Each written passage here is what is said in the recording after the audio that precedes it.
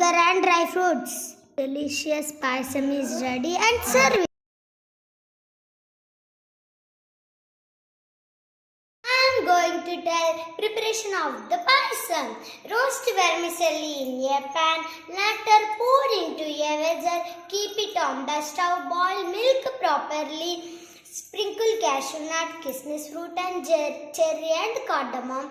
Let be simmered slowly, then a delicious payasam is ready. Thank you.